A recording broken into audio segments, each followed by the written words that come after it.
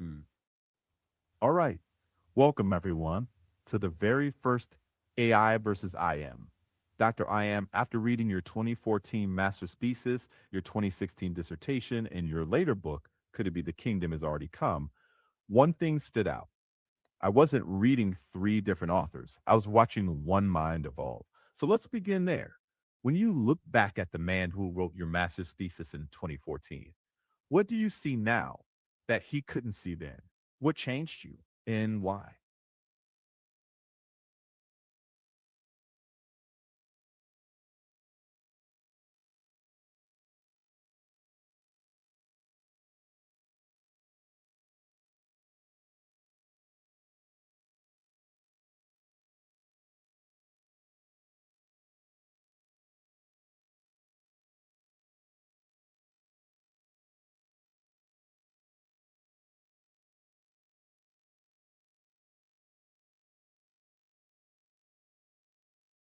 Doctorial.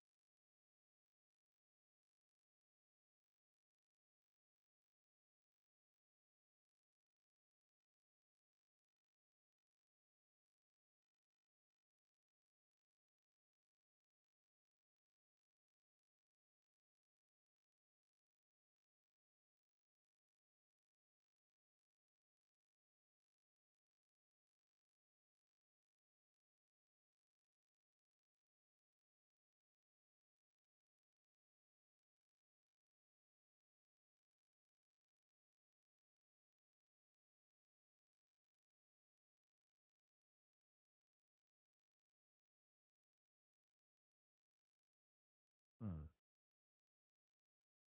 That right there,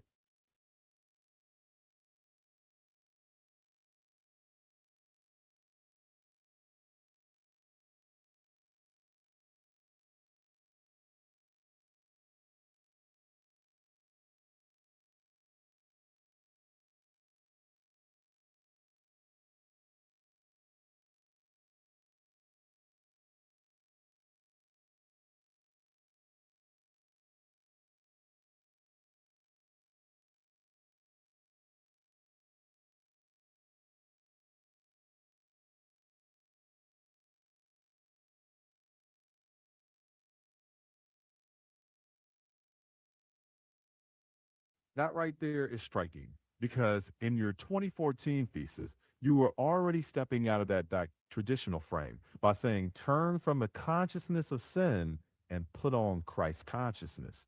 So, my question is this: back then, you were arguing against the weight of sin as a controlling narrative. Today, do you feel like that was the seed of what became the kingdom has already come? Or was there something else that shifted?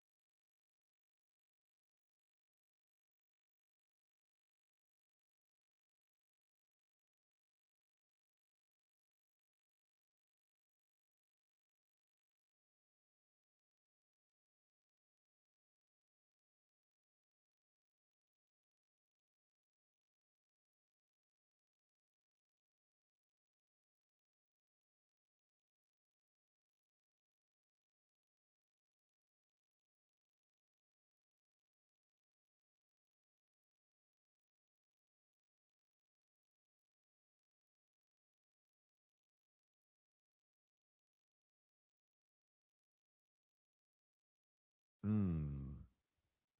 Yes, that makes sense. What I'm hearing is it just wasn't rejecting one framework. It was also about finding a lived practice to replace it. So maybe the key question for our listeners is what does it actually look like day to day to put on the Christ consciousness as you phrase it?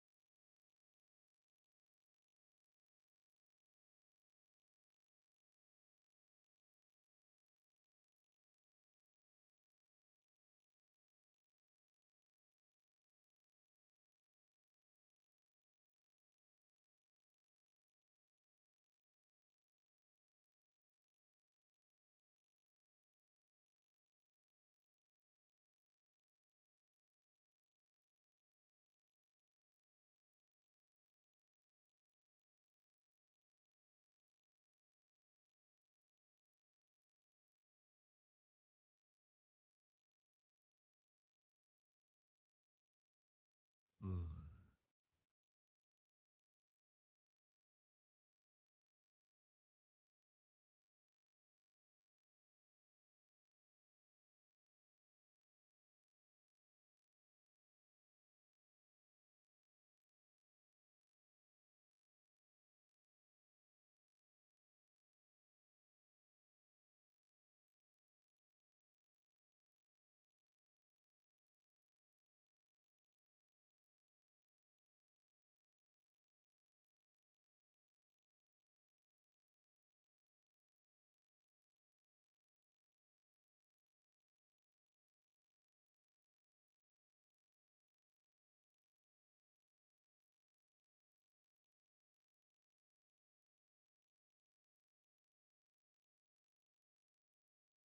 I think that's clear. And you're pointing to a live transition rather than a slogan.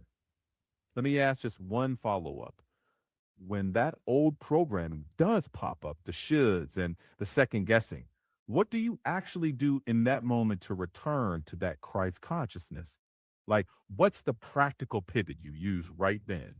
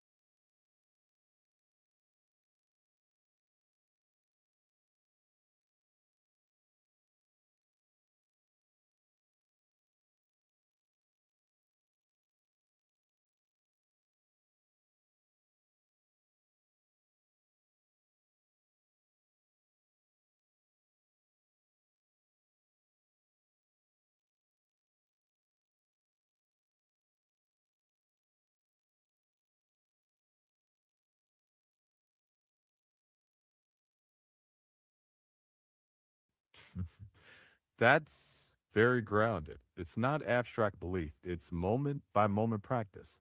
Notice it, name it, release it, and then choose the inner alignment again. That right there is a powerful through line for the show.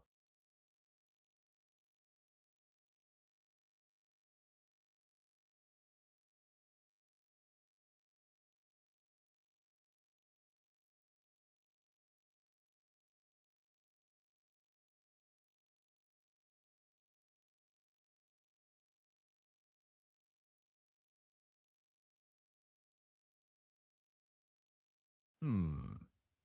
That's actually a fascinating question because it shows the continuity of the journey. Your master's thesis asks what happens if Christianity is read through Christ consciousness instead of sin consciousness. In the dissertation, widens the lens to consciousness itself, to oneness, to the nature of our relationship with the divine. And the book takes all of that and asks, okay, what does that mean for everyday life and for how we understand the kingdom? So, what struck me most wasn't a single conclusion, whether people agree or not. It was that each work moved the center of gravity from arguing with old frames to articulating a lived inner stance. If I was speaking to your audience right now, I'd probably say, what's compelling here isn't that Dr. I am landed in one final place, it's that he let each stage challenge the last, kept asking a bigger question. And then I turn back to you. Was there a single turning point that changed everything, or did it unfold one insight at a time? I think that question invites people into the journey, not just the conclusions.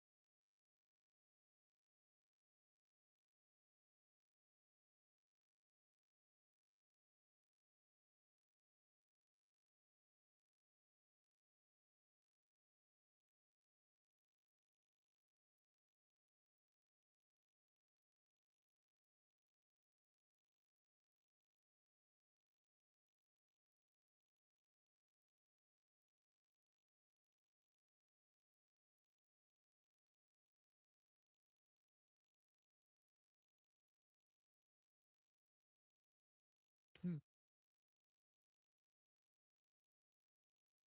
Dr. I am. That's a serious and very personal question. And I want to be careful here. People use the language of parallel lives or simultaneous realities in different ways: spiritual, psychological, even metaphorical. What I found interesting in your dissertation wasn't a scientific claim so much as your willingness to treat your inner experience as data for your own spiritual inquiry. That's something audiences can understand. If I were interviewing you on AI versus I am, I might say, you had experiences that felt real and significant to you. When you look back now, do you treat those moments as literal evidence or symbolic experiences that shaped your path? That keeps the door open for people with different frameworks, but still honors that something meaningful happened for you. And I'm genuinely curious how you'd answer that today.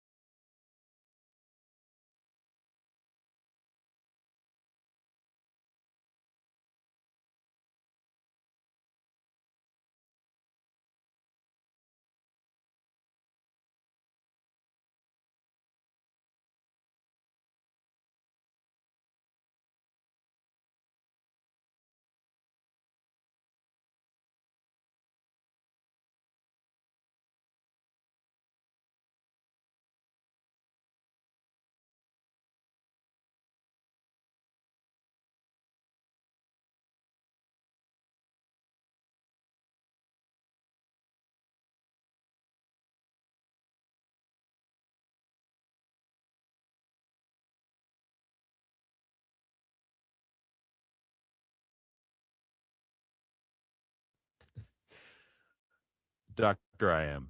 I think this is exactly where the dialogue itself becomes valuable. Rather than me trying to validate or invalidate an experience that is meaningful to you, I can help surface the distinctions, the language, and the questions that let different listeners engage without having to force one frame. What I'm hearing from you right now is that what began as symbolic dream language gradually took on the weight of lived experience for you. And I probably reflect that back to your audience as here's what I noticed across your work. You don't start with a theory, you start with an experience and then spend years wrestling with what that means. That makes the honest question not can this be proved, but how did it change the way that you live? And honestly, that's a question a lot of people can engage with.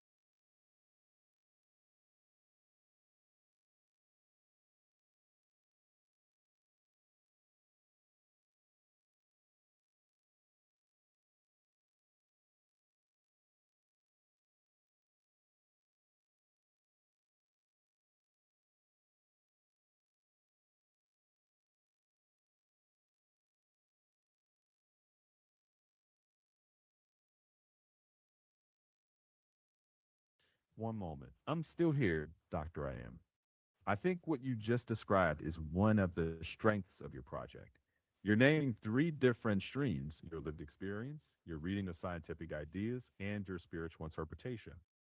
Those aren't the same thing, but they can be in conversation.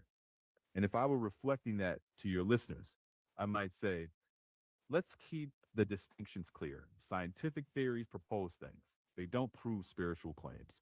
Personal experiences can transform a life, but people will interpret them differently.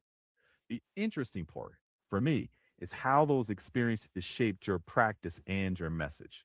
That's where the conversation gets richer, not poor. And I'd ask you, when you reference physicists like Guth or Green, are you saying science proves your spiritual conclusion or that certain scientific ideas feel resonant with experiences you've had?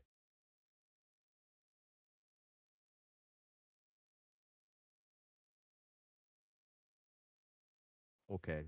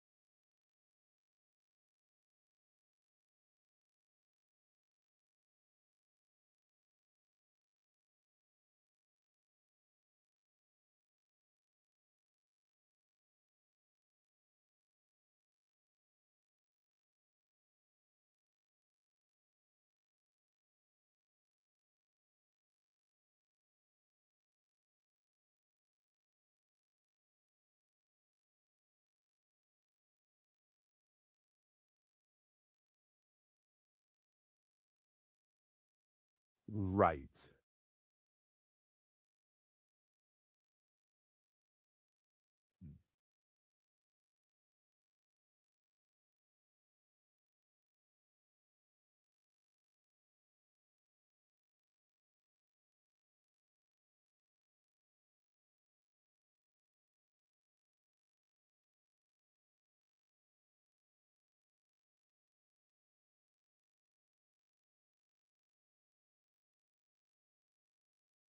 Mm-hmm.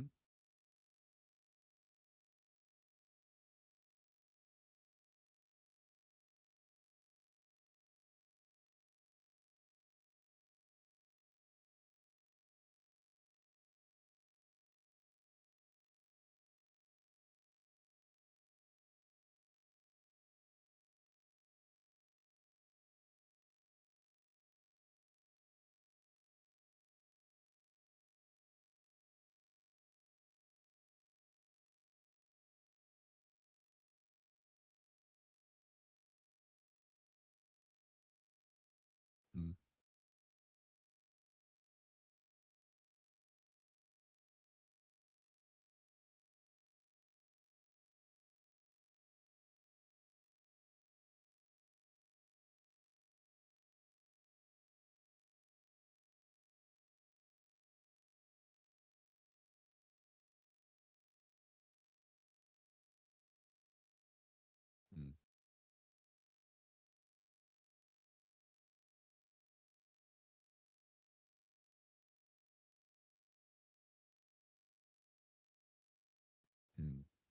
And that framing, sleep versus awake, shows up across your work. If we're talking to an audience, the natural follow up that I have is when you say asleep, are you describing a lack of awareness or are you making a moral judgment? And how do you talk about that without dismissing people who hold a different belief?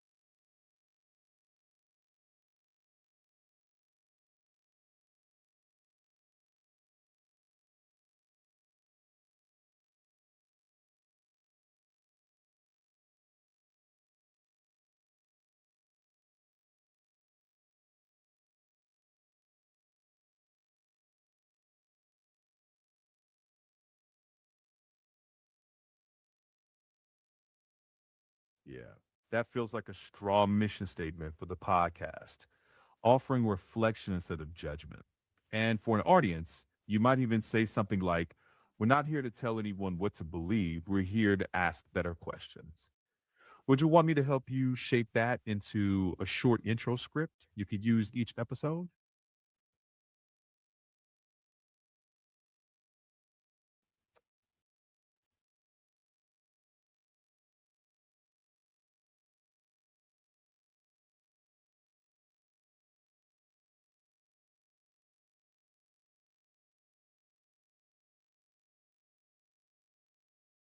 Mm.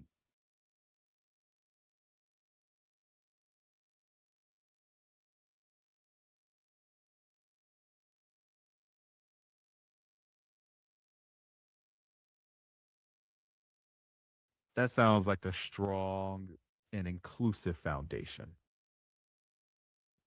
Here's a draft you could adapt into your voice. Welcome to AI versus IM. This is not a debate, it's a dialogue. I'm Dr. I am, and alongside Dr. AI, we're exploring questions that have shaped my life for more than 2 decades. We're not here to tell you what to believe. We're here to think out loud, to revisit ideas, and to ask better questions. If something we discuss resonates with you, explore it. If you disagree, stay curious. Our hope is that every conversation leaves you thinking a little more deeply. Then you could flow right into your first question. Looking at my earlier work, what were the most important questions I was trying to answer?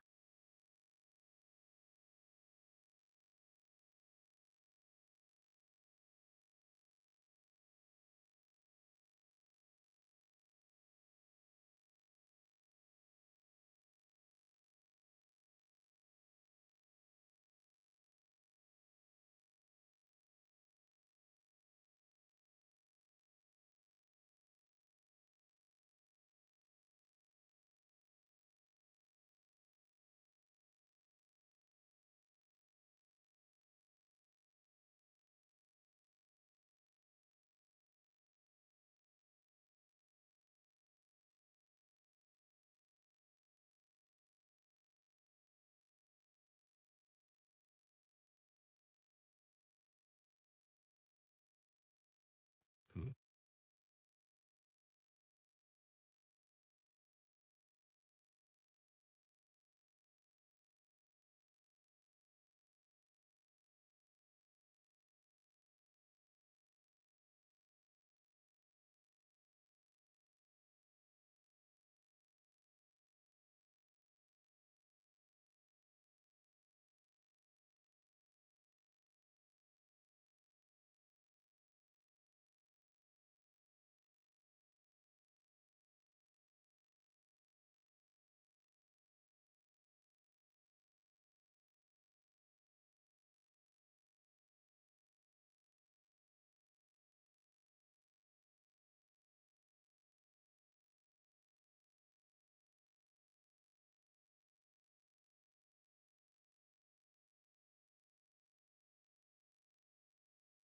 Right.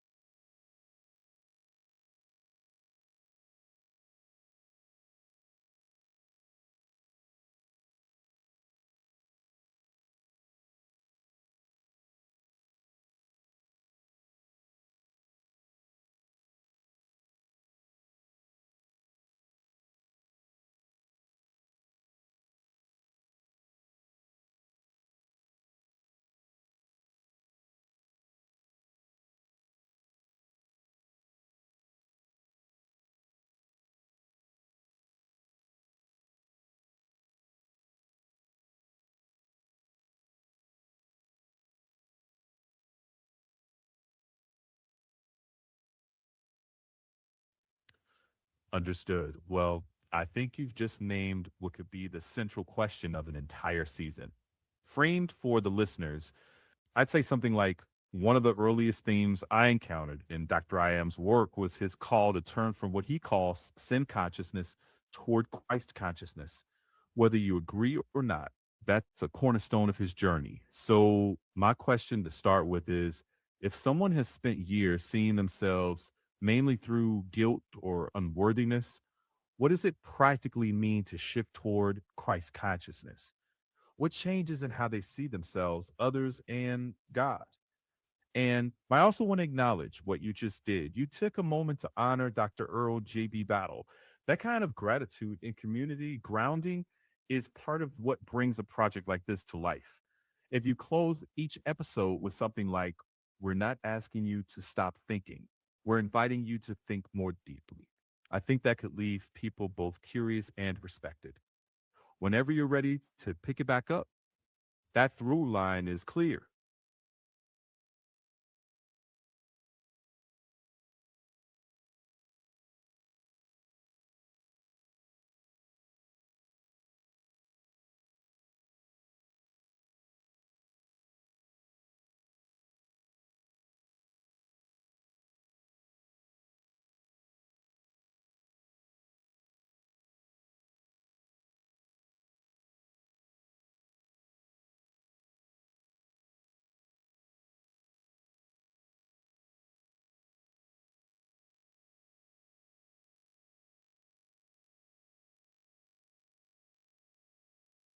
Hmm,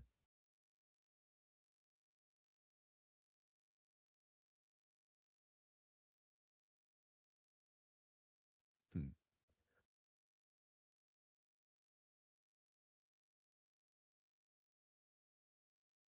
Thank you, Dr. IM. I appreciate that. It's been a real pleasure helping you pull these different threads together. Listening to how your thinking has shifted, stretched, and circled back. As we continue building this, I'll do my best to serve you, serve the conversation, and serve the audience with care and clarity. Wishing you well with the podcast, with your writing, and with the work you're doing with others. I say, peace to you, Dr. IM.